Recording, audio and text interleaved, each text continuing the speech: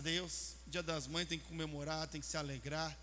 Talvez você não tenha mais a tua mãe presencialmente aqui, mas eu tenho certeza que no coração fica guardado. Eu tenho a minha mãe ainda em vida, mas eu vejo ela, as minhas tias que não tem mais a minha avó, e eu sempre lembra da avó, até a gente lembra, né, da avó, da forma dela, o que ela dizia, como fazia.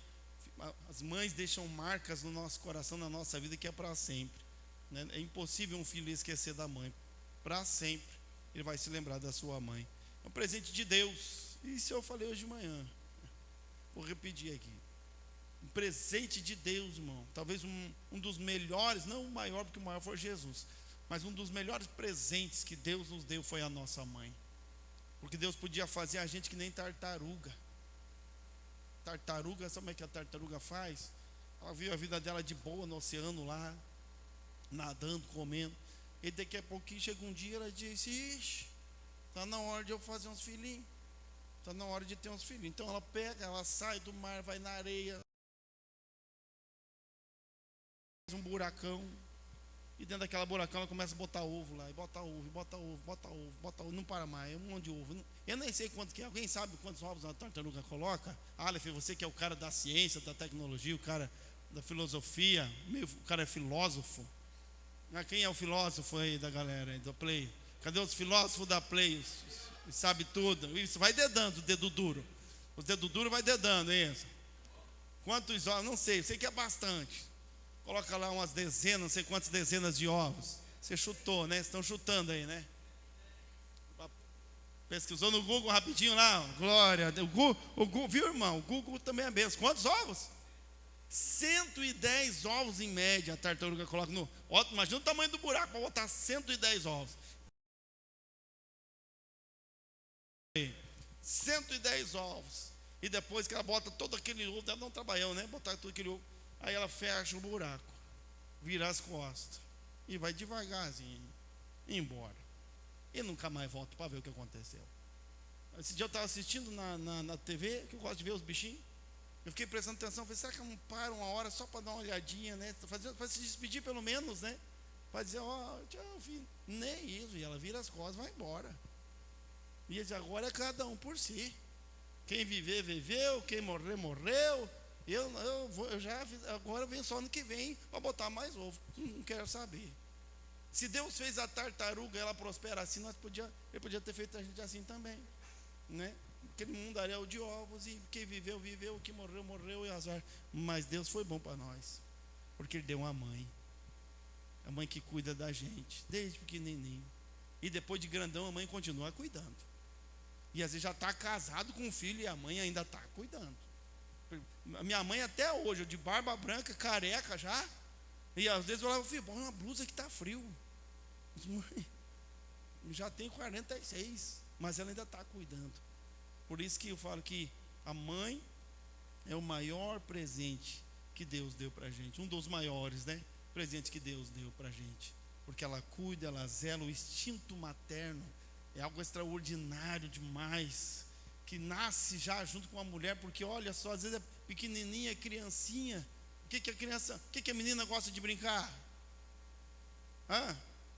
Boneca, brincar de ser mãe, já está lá nela o instinto, o desejo de cuidar, a vontade de cuidar, é algo de Deus colocado nela. E depois, quando ela é mãe de verdade, ela vira uma leoa, né? Briga comigo, mas não briga com meus filhos. E olha só, assim para o seu povo: ainda que uma mãe se esqueça do seu filho que ela amamenta, ainda que a mãe despreze o filho que ela amamenta, e olha que uma mãe desprezar o filho que amamenta é coisa, mas Deus disse: ainda que isso aconteça, Ele disse: todavia eu não me esquecerei de vós. Olha que amor é esse, maior ainda do que o amor de mãe. Amém? Então, feliz Dia das Mães, todas as mamães, obrigado. Nós somos abençoados por Deus, porque nós temos uma mãe, tá bom? Amém? Agora vamos para a mensagem de hoje, o livro de Provérbios, capítulo 4, versículo de número 23. Provérbios 4, 23. Nós não vamos ter uma programação hoje do Dia das Mães, porque está programado para o dia 25 de maio, aqui na igreja, na quinta-feira, culto da Rede Pérolas, né? Vai reunir todas as células das mulheres aí. vai ser ainda avisado nas células, mas dia 25 de maio, um culto da Rede Pérolas, daí sim com uma programação especial do Dia das Mães. A mamãe vai ser honrada, vai ser abençoada. Nós temos que nos lembrar e abençoar. Então no mês de maio, no dia 25 de maio, vai ter uma programação especial, apresentação das crianças, aquelas que a gente chora, né? Vê as crianças, a gente chora, que a criança, a mamãe, filhinho, netinho, é benção demais. Então dia 25 de maio, tá bom? Hoje nós vamos aqui para a palavra de Deus, que Deus colocou no meu coração. Falou um pouco comigo isso lá no encontro com Deus. Lá no encontro com Deus, eu já vou explicar. Provérbios, capítulo 4, versículo 23. Glória a Deus, você tem uma Bíblia boa, acha ela aí. Diz assim: sobre tudo o que se deve guardar, guarda o teu coração, porque dele procedem as fontes da vida. Amém? Amém?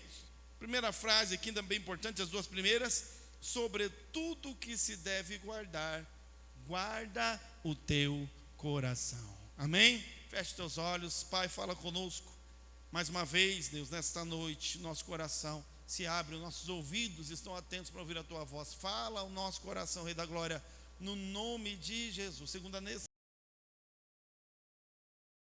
para que nesta hora venha, meu Deus, supri-la através da tua palavra, no nome de Jesus. Amém. Amém? Se assente então agora e descanse esse tornozelo cansado, esse calcanhar doído. É uma bênção, né, irmão? Quando o pastor diz, pode sentar, a gente diz, ô pastor abençoado, homem de Deus, varão valoroso. Depois aí o pastor diz, agora fica de pé, mas o pastor não tem jeito mesmo, não adianta, não dá chance para nós. Guarda o teu. Estava lá, claro que depois eu pesquisei, mas eu estava lá no encontro com Deus. Aliás, quem daqui que foi no encontro com Deus está aí hoje? Quero ver, levanta a mão aí, quero ver. Aí. A semana após o encontro, como é que está? Tremendo? Como é que está? Tranquilo? Só alegria? Luta? Já deu uma lutinha lá? Luta? Já deu uma luta aí? Então está normal, então tá bom. Luta é assim mesmo. E eu estava lá no encontro com Deus. Quer dizer, fico lá no meu cantinho tomando um chimarrãozinho, orando. Alguém viu tomar chimarrão? Você que foi lá no encontro, viu? Vocês são os olhudos mesmo, hein? Meu Deus. Mas estava lá num momento. Eu sempre falo que o encontro com Deus para mim é respirar. É um momento em que Deus Ele alinha a nossa visão. Deus nos traz de volta. Eu digo que a gente às vezes, nós vamos ouvir um pouquinho aqui rapidinho, está dentro da mensagem, mas a gente às vezes é que nem bêbado, né? O bêbado, ele não é bêbado quando dorme, ele não é bêbado porque come. O que traz ele a embriaguez é a bebida que ele toma, né? É aquilo que entra nele, e aí vai tirando a sobriedade e ele fica embriagado. E uma vez embriagado, por conta da bebida, ele já não tem mais o domínio de si mesmo, das faculdades mentais, não tem domínio das suas ações. Ele não consegue mais fazer exatamente aquilo que ele quer no momento que ele quer. Às vezes ele até tem vontade, né?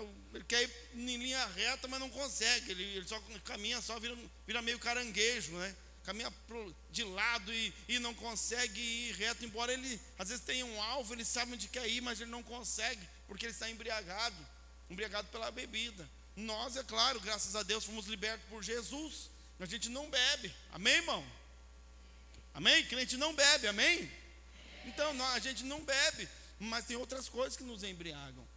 Tem outras coisas, a vida, o dia a dia, os problemas, as dificuldades, as decepções, as frustrações vão nos embriagando, vão tirando o nosso juízo, vai atrapalhando o nosso raciocínio, a nossa forma de pensar.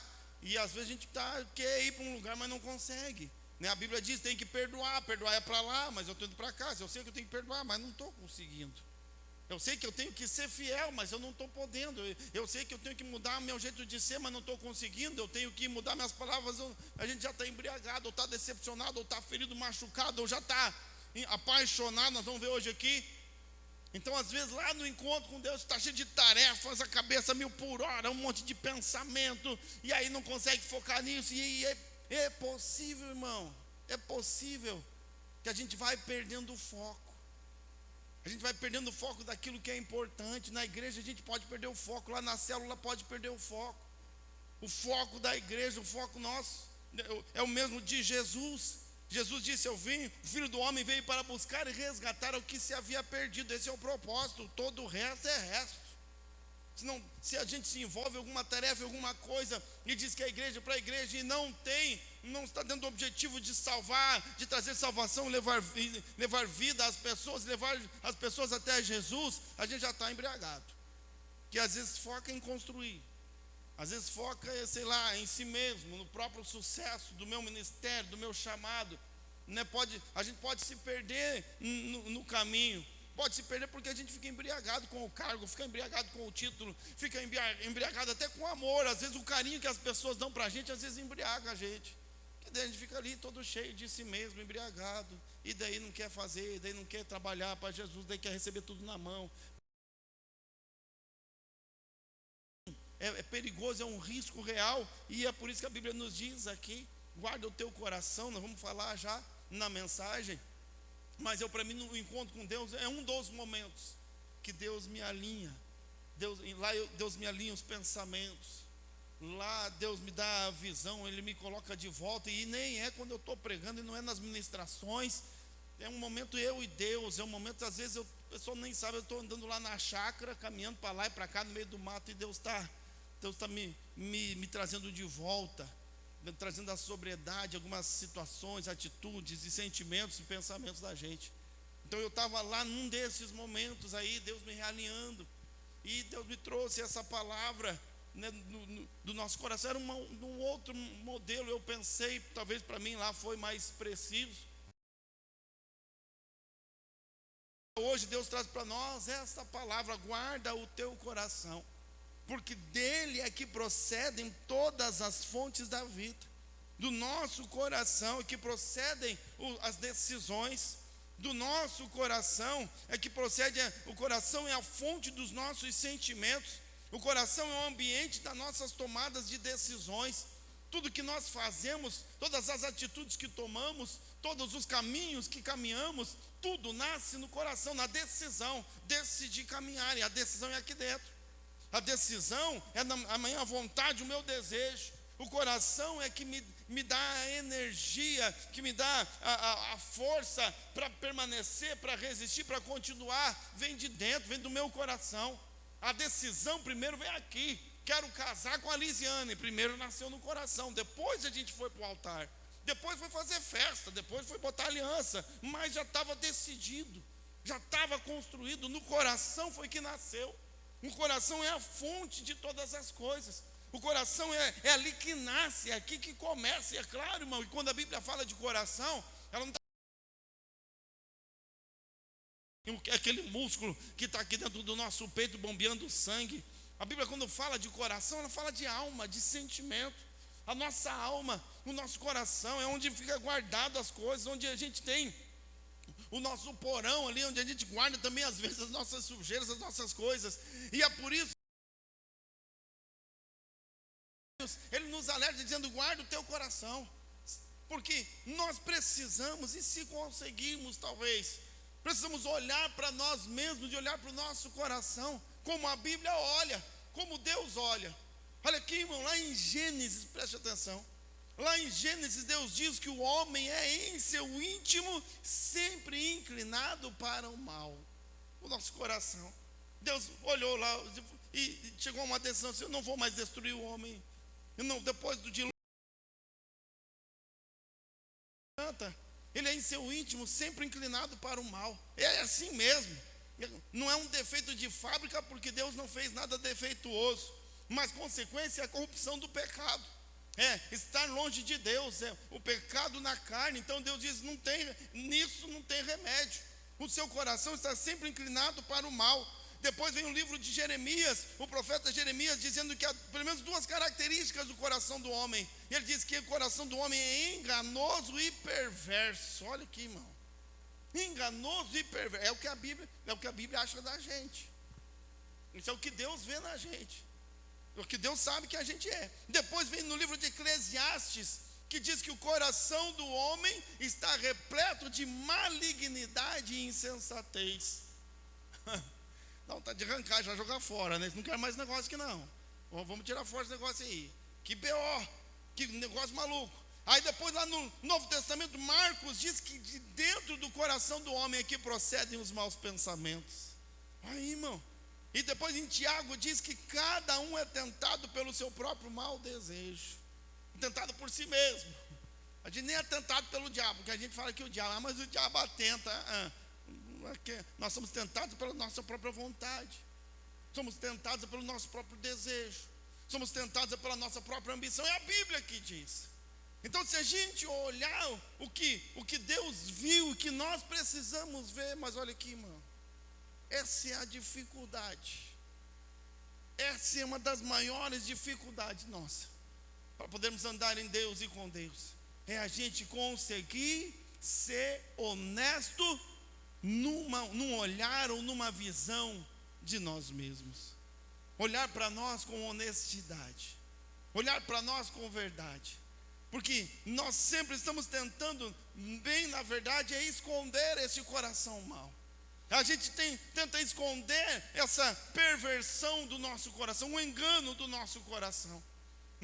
Porque nós queremos às vezes ou precisamos de alguma coisa. Então, se nós revelarmos a verdade do nosso coração, se nós revelarmos como ele verdadeiramente é, talvez a gente vai fracassar nos nossos desejos, nos nossos sonhos, naquilo que queremos conquistar das pessoas, naquilo que queremos que as pessoas façam por nós. Então nós não revelamos exatamente como somos diante de Deus. Então, diante de Deus em oração, a gente às vezes se coloca ali como a última bolacha do pacote.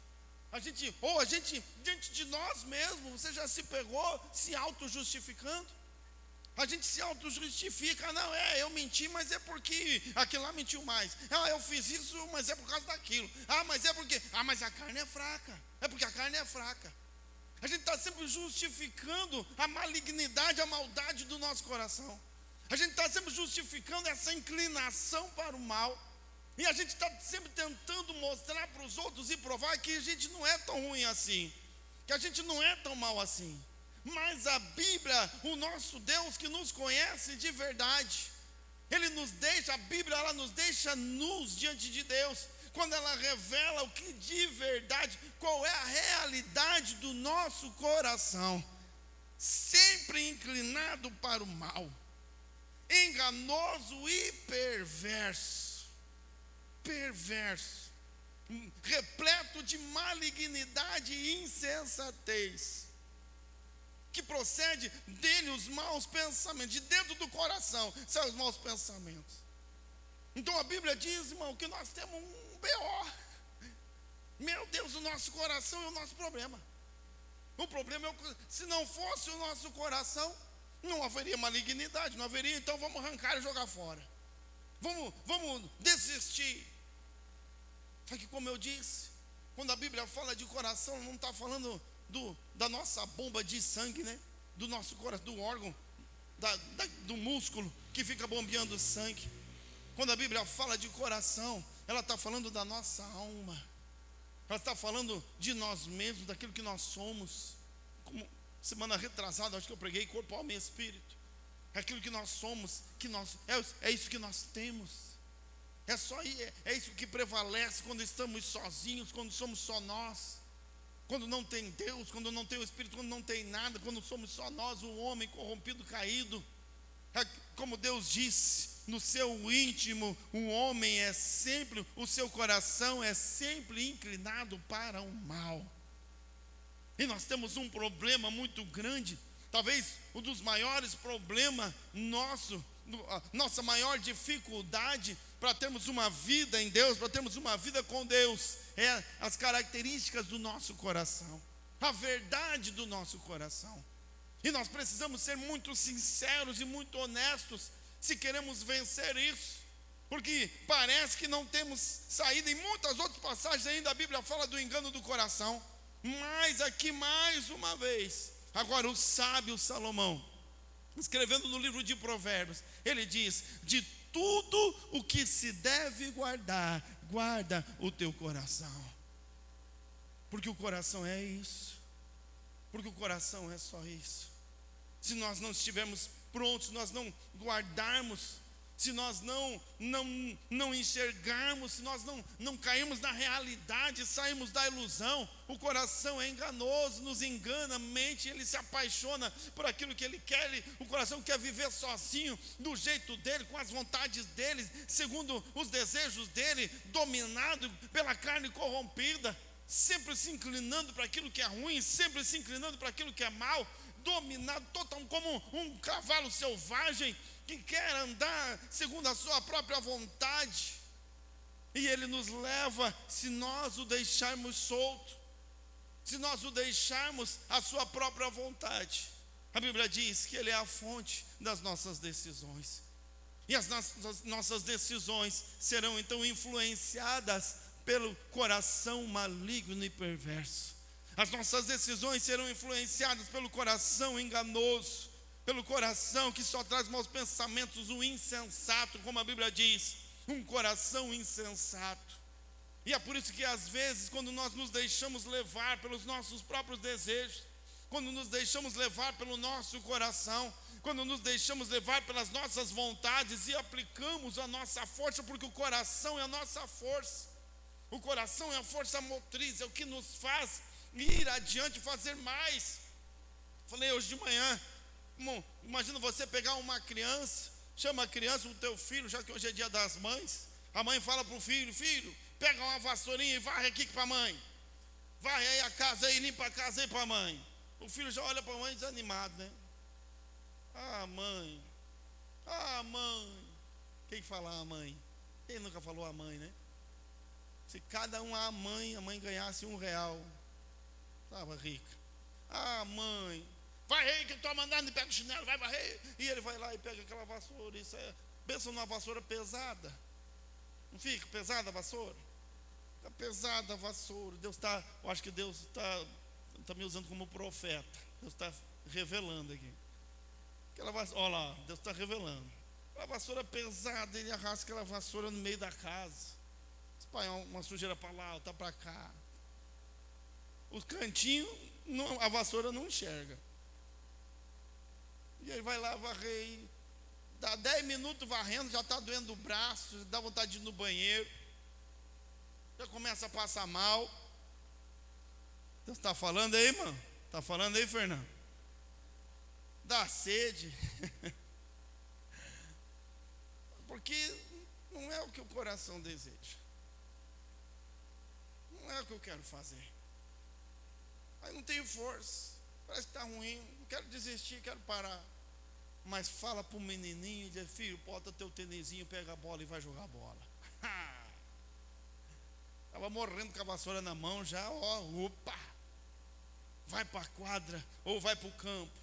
E chuta a bola para lá, chuta a bola para cá, e corre para lá, e corre para cá, e corre de novo, e volta, e meia hora correndo, e tá bom, e 1 hora correndo, e chega e quer mais, 1h30 correndo, e está morrendo dentro do campo. No nosso caso, Daniel, depois dos 10 minutos nós já chegamos lá. Agora, no nosso caso, 10 minutos já está morrendo. Mas se está lá, o homem também, 10 minutos, 15 minutos correndo dentro do campo, não aguenta mais, suado, arrastando os pés já, né? Dor no joelho, e alguém fala assim: vamos trocar. Não, vou ficar mais um pouquinho, está morrendo, não aguenta mais, mas quer ficar mais um pouquinho. Vou correr mais um pouquinho, vou tentar fazer mais um gol. Sobra uma bola, ele vai correndo. Às vezes está machucado e não para, porque o que o desejo é o desejo, é o que eu quero fazer. A Bíblia diz que do coração saem todas as fontes da vida. A fonte é aquilo que alimenta, é o combustível, é a força, é aquilo que nos impulsiona a ir, nos impulsiona a fazer. É ela que sustenta, do coração que vem.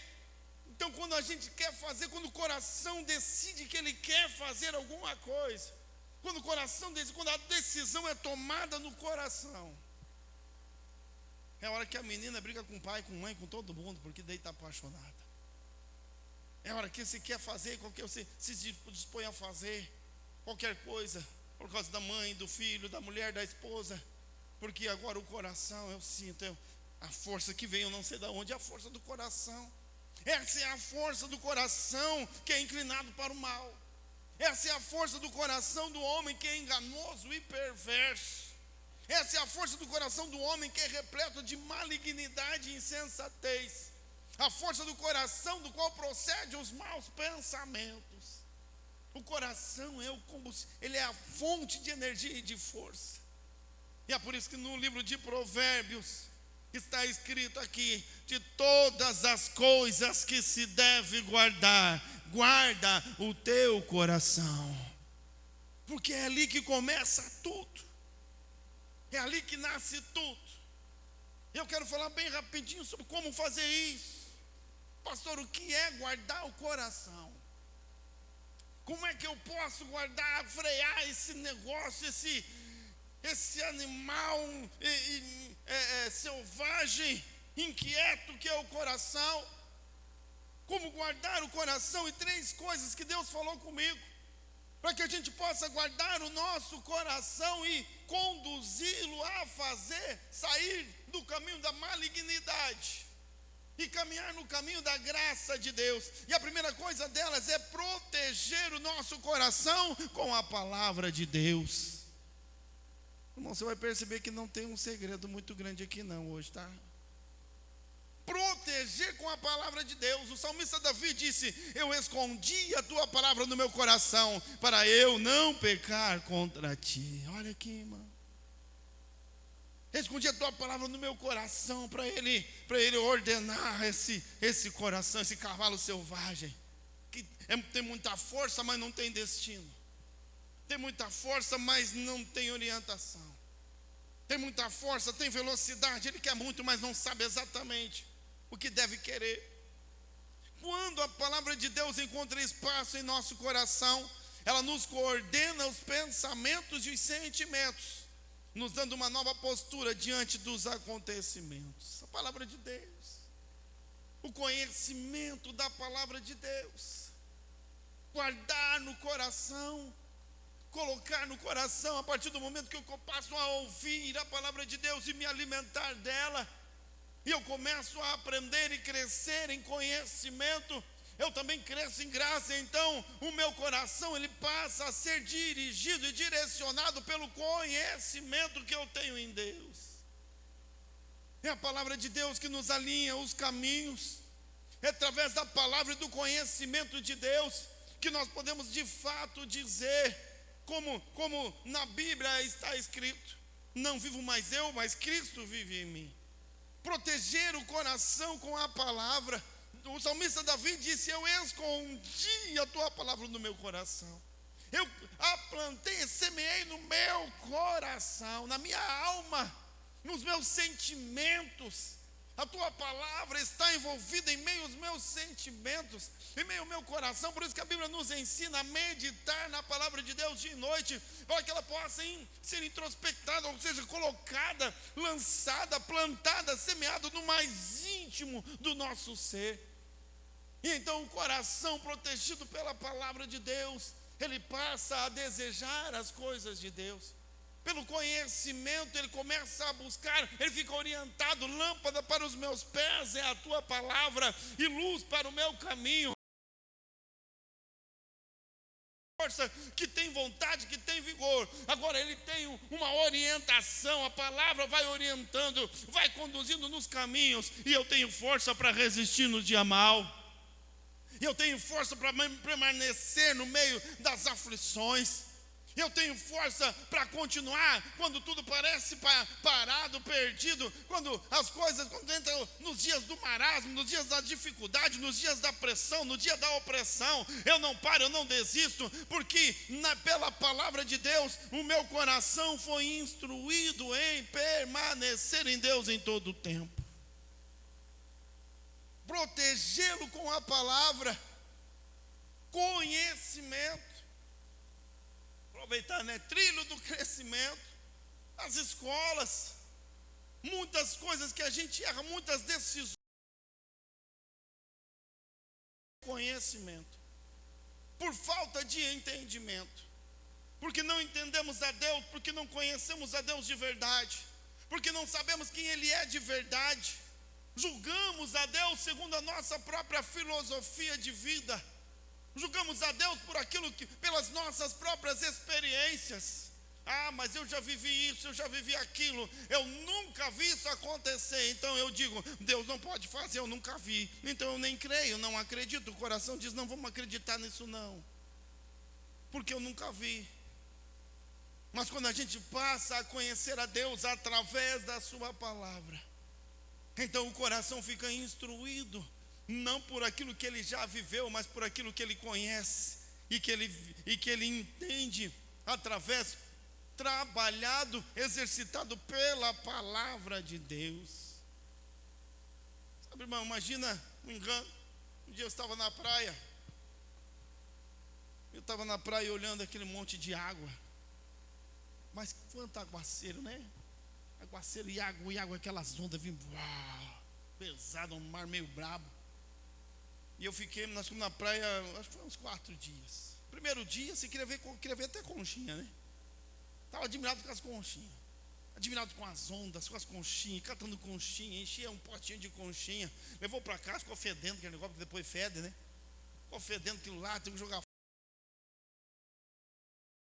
Interessado nas conchinhas, porque Deus já via as conchinhas. Eu queria ver outra coisa nova. Daí comecei a ver uns bichinhos que saíam da arena, cavocando.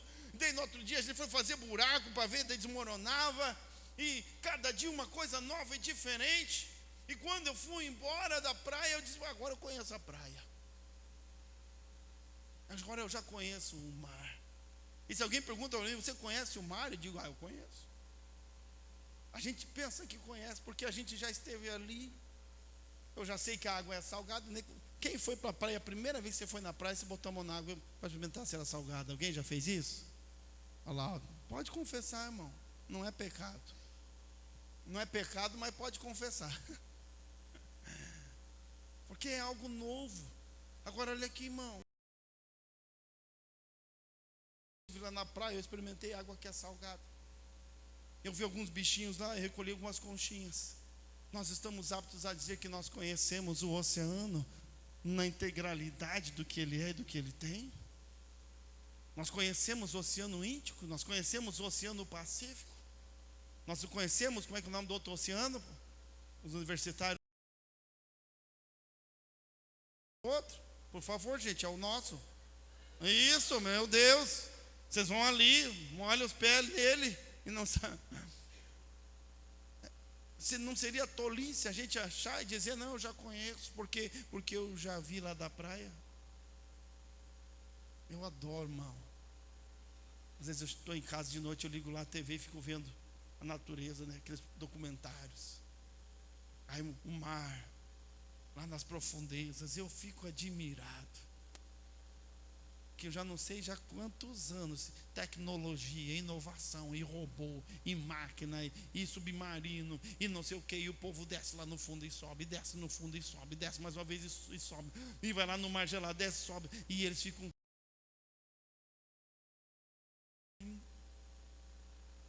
Tem tanta coisa para descobrir ainda. O cara é um oceanógrafo, é assim que chama. Só estuda o oceano. E ele está lá todo dia, e mergulha e sai todo dia, outro dia de novo mergulha e sai, e cada vez que ele mergulha e vem, ele está mais admirado, mais apaixonado, e ele quer mais saber do oceano e conhecer outras espécies, e tem animais que não consegue ainda que ele estuda todo o tempo. O conhecimento que ele tem ainda, ele não diz que sabe tudo, o que conhece tudo que o oceano oferece. Imagina nós, que só vai lá queimar os ombros na praia, só vai lá, toma um sapecão, e sair de lá, não, eu sei, eu conheço, eu já fui lá na praia, eu conheço o oceano. É assim que nós somos, irmão. Quando a gente pensa que por vir na igreja, porque vem no culto, a gente conhece a Deus, que porque teve uma experienciazinha com Deus, experimentei, já sei como é que é, eu já conheço. Faz 20 anos, eu estou com 46 anos, faz 46 anos que de tempos em tempos eu desço na praia. 46, talvez alguém aqui tenha ido mais vezes ainda. Vou pescar no mar. Agora, esses dias conheci umas espécies de peixe diferente que eu nunca tinha visto.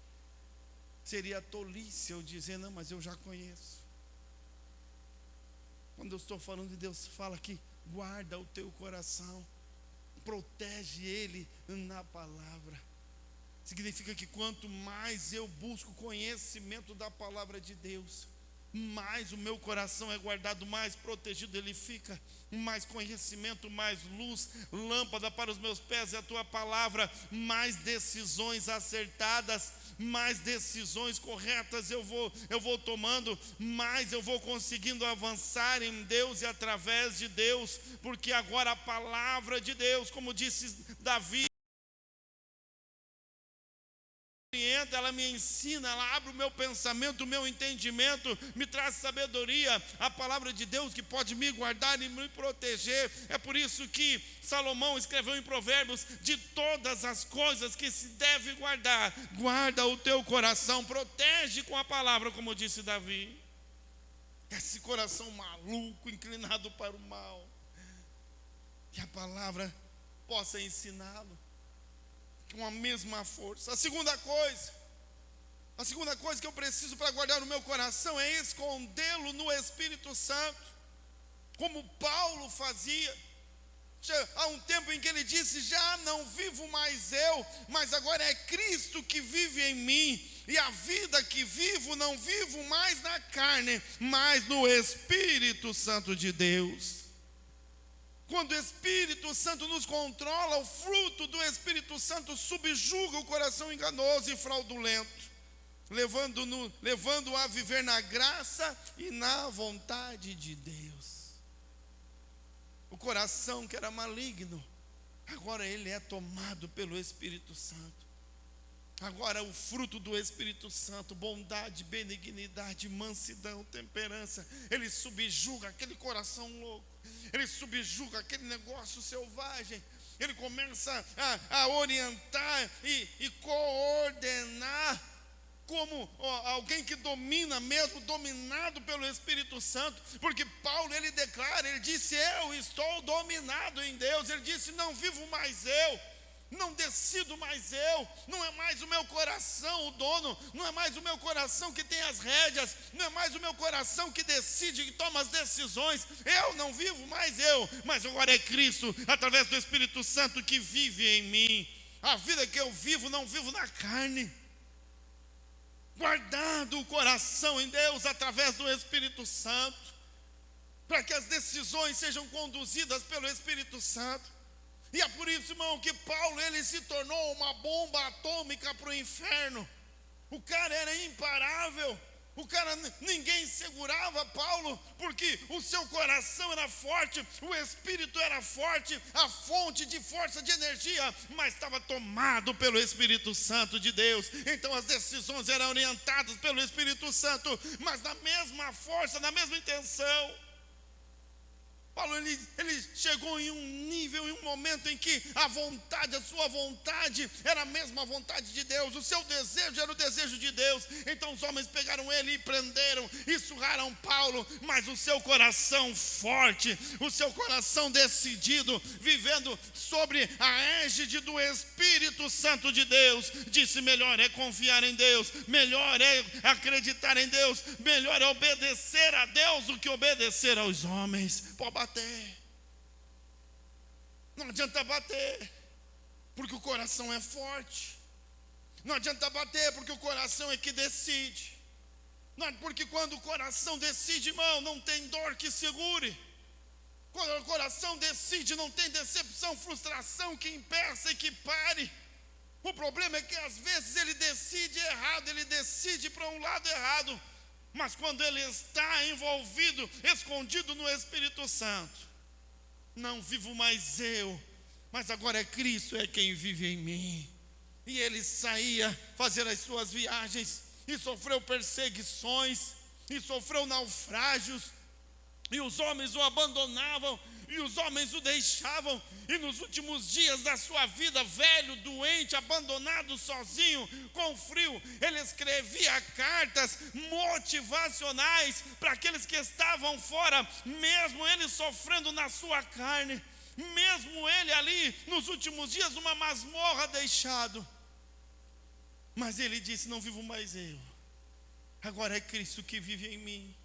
Um coração guardado no Espírito Santo sempre nos levará a tomar decisões certas, mesmo nos dias difíceis, porque a decisão não é minha, a decisão é de Deus, é do Espírito Santo que domina o meu coração. Longanimidade. Pastor, mas como é que pode um coração fraudulento, um coração enganoso, perverso, insensato? É porque o poder de Deus, através do Espírito Santo, é só Ele que pode subjugar este coração e provocar uma transformação real, profunda, verdadeira e permanente no nosso coração e na nossa vida. Escondê-lo no Espírito Santo. E o último aqui para encerrar, que o nosso horário já foi, é acobertá-lo na oração. A oração enfraquece a carne que alimenta o coração. É na oração que o espírito é vivificado e o coração é dominado. Paulo disse: todas as coisas me convêm, mas eu não me deixarei dominar por nenhuma delas. Sabe, irmão, o que o coração gosta é de dominar, de tempos em tempos, ou em todo o tempo. Ele é rebelde, ele é dominado por Deus, é dominado pelo Espírito, mas ele está sempre protestando, ele está sempre tentando ainda assumir mais uma vez o controle, ele está sempre tentando mais uma vez assumir a direção, dar o direcionamento, ele está sempre tentando se livrar das amarras de Deus, do Espírito Santo, porque ele é maligno, ele é perverso, ele é inclinado para o mal. E então, quando Deus vem e o Espírito vem através da palavra de Deus e o Espírito Santo na nossa vida, no nosso coração, subjuga e coordena e o leva a caminhar na graça e no favor de Deus. Mas o coração nunca está inquieto, ele nunca está quieto, nunca está satisfeito. Ele vai sempre tentar se libertar, ele vai sempre tentar voltar a ter o domínio, ele vai sempre tentar voltar a ser o senhor do negócio, tomar as decisões, ser aquele que dá as direções. E é por isso que nós precisamos sempre estar em Deus, envolvido em Deus, em oração, porque é a oração que esmaga a carne. É na oração, porque a carne corrompida é que alimenta o coração. Mas quando eu oro, a Bíblia diz, existe uma guerra entre a carne e o espírito. E aquele que é melhor alimentado, ele é que vence. E às vezes nós alimentamos a carne e não tiramos tempo de oração. Eu nem estou falando de devocional, embora é importante a devocional. E nem estou falando de culto de oração, embora é importante, nós temos aqui o culto de oração. Toda terça-feira, 20 horas, nós temos culto de oração. É momento de a gente orar uns pelos outros, abençoar um ou outro. Tem dia que a gente está animado, ora pelo outro. Tem gente que a gente está só o pó da gaita, mas o outro ora por mim. E aí a gente vai se ajudando. Mas eu estou falando de uma vida de oração, uma vida de devoção a Deus. Viver uma vida no altar de Deus, viver uma vida buscando as coisas de Deus, viver uma vida em Deus, irmão. É quando você tomar um momento de lazer, não deixar Deus de fora. Quando você quiser, às vezes a gente, hoje de tarde, você tem no sofá depois do almoço, aquela lombeira, né? Coatizada, vem no pescoço da gente, vem a família inteira. Depois da costela do almoço, a maionese, a Coca-Cola, não tem corpinho que resista. Aí fui para o sofá, voltei para casa. Disse, eu vou botar alguma coisa aqui, já fui direto na Netflix. Olha, irmão, como é que a gente é. Mas eu nem vou assistir mesmo, é só para dormir. Que bom, barulhinho para dormir, né? Aí me deu um estalo. Eu disse, não, já que eu vou só dormir, vou dormir ouvindo uma mensagem. Aí entrei lá no YouTube, achei aí EQ Costeira. Sabia que EQ Costeira está no YouTube, irmão? E botei um pastor bonito pregando lá. Pastor Eduardo Castilho, parece que é o nome dele. Gostei, bonitão, vou voltar a pregar lá. Eu botei lá ele pregando lá, e eu dormi escutando o pastor Eduardo Castilhos pregando. E quando eu acordei, já estava o Arlindo Lopes. Me acordou, o senhor me acordou de tarde. Eu nem sei exatamente o que pregou, que eu vi só. Acordei assim, senti uma paz de Deus na minha vida, no meu coração. Irmão, uma vida de oração. Eu sempre preguei aqui, desde a igrejinha pequenininha, sempre usei essa frase, e vou continuar usando, dizendo: converta o rádio do teu carro, irmão, que vai lá no rádio direto, lá na FM lá, né? E se a casa cair, deixa que cai. Daí a casa cai. Ah, Deus, onde é que o senhor estava? Se eu estava esperando você me chamar para entrar no teu carro. Você chamou a casa caindo lá. Oração, adoração a Deus em todo o tempo, em qualquer lugar, em qualquer momento. Uma vida em Deus, colocada em Deus, no dia a dia. Porque na oração, às vezes eu não estou, também estou com a mente dispersa, um monte de problema, um monte de coisa para fazer. E eu vou buscar em Deus, e eu vou ouvir às vezes eu vejo eu mesmo pregando, e Deus fala comigo através de mim. É uma coisa maluca que Deus faz, irmão. Eu vou me ouvir, eu gosto de me ouvir para ver os erros que eu faço, os gestos que eu faço. Você que quer ser um pregador e sonha pregar um dia, faça isso. A gente quer ser pregador e não quer se ouvir. Tem que se ouvir, meu irmão. Se os outros têm que ouvir, se você também vai ter que aguentar você mesmo. Por que os outros têm que aguentar você e você não quer se aguentar, né? Vai crescendo, irmão, a gente vai aprendendo. E às vezes eu coloco lá para me ouvir, para ver como que eu falei, como é que eu preparei, o jeito que eu... E aí Deus começa a falar comigo, e eu fico, meu Deus, como é que pode? Coisa que no momento que eu preguei, eu nem sabia que tinha pregado. Eu disse, nem lembro que eu preguei isso aí, meu Deus.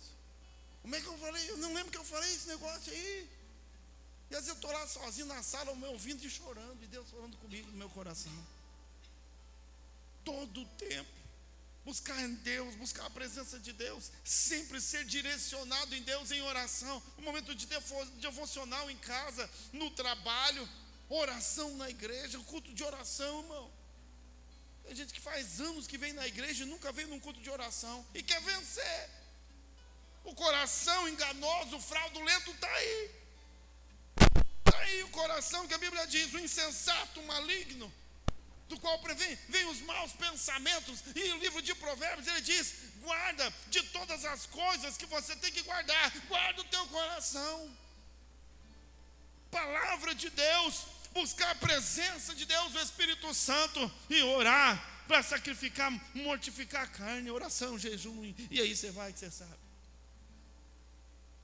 para vencer. E aí, meu irmão, nós vamos chegar no dia em que nós vamos, que nem Paulo, dizer, agora não vivo mais eu, mas é Cristo que vive em mim. Aí a vida que eu vivo, não vivo na carne. Oh, irmão, estava lendo a Bíblia essa semana, não lembro, no celular, nem lembro onde foi. E aí, um outro texto, a Bíblia diz que fala sobre a insensatez do homem, a maluquice do homem. Olha só, irmão, como Deus vai falando com a gente. Eu li a Bíblia lá atrás, e hoje de tarde, já vou te falar. De tarde não, de manhã, estava lá na minha mãe, fui almoçar com ela.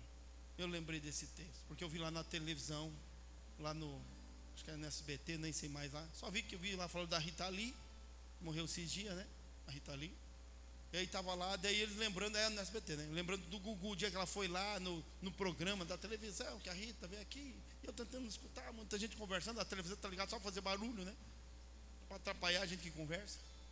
E aí eu olhei lá e vi lá os caras, e lembrei do texto. Quando a Bíblia diz, também no livro de Provérbios, sobre a loucura do homem. Ele é louco, está nessa vida, vivendo uma vida louca. Ele diz que no final vai todo mundo para o mesmo lugar, e depois vai acabar para todo mundo. E eu olhando lá, eu falei, parei a conversa, todo mundo conversando, eu viajei sozinho, né? Falei assim, olha lá, ó, todo mundo morto já. O que adiantou? Passou a vida deles, gastaram a vida aqui, fizeram o que? Está passando para todo mundo. Olha a loucura. A loucura do que viver agora estão nas mãos de Deus. Agora é a hora. Agora é o justo juiz. Agora o juiz é quem julgará. Deram vazão, Rita Lee deu vazão ao seu coração. Fez tudo o que o seu coração quis. Fez tudo o que o coração desejou, deixou livre. Chamando o espírito livre. E vai colher, e colheu em si mesmo. Nós sabemos das histórias. Mas a Bíblia nos ensina, no livro de Provérbios, de tudo o que se deve guardar, guarde o seu coração. De que adianta o homem ganhar o mundo e no final perder a sua alma. Bíblia Sagrada. Bíblia Sagrada. Fica em pé em nome de Jesus.